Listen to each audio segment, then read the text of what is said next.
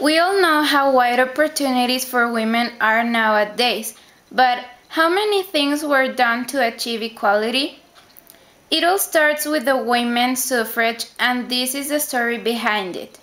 It all started in Seneca Falls, with these two women, Lucretia Mott, who was just a teacher at Nine Partners Quaker boarding school, and Katie Staton, writer of some famous books as History of Women's Suffrage, The Women's Bible, and The Solitude of Self. These women were motivated by unfair society in which they were living at that time. Women were legally inferior to men and dependent to them. Lucretia and Katie inspired all the women to stand up for this movement, as Susan B. Anthony and Elizabeth Stanton were the creators of the NWSA, and other important feminists as Carrie Chapman and Maud Wood Park.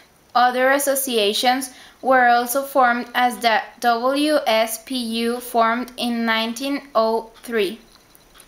Women were doing everything they could to get attention for the government.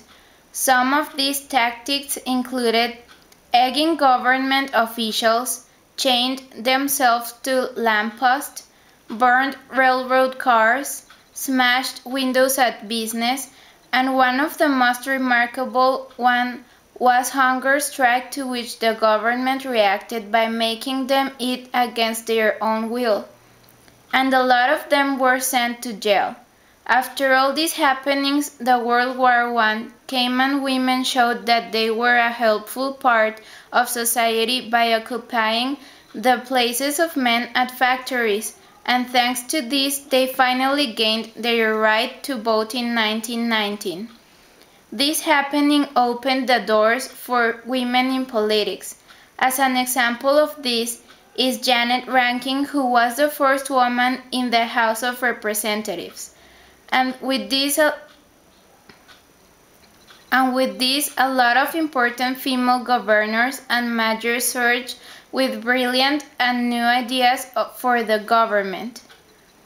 And what to say about their place at homes and society, this movement brought with it the right to divorce and own land.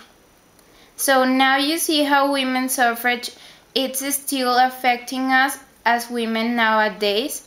Let's be grateful about the ability of the women community at that days that united and pushed boundaries against all obstacles.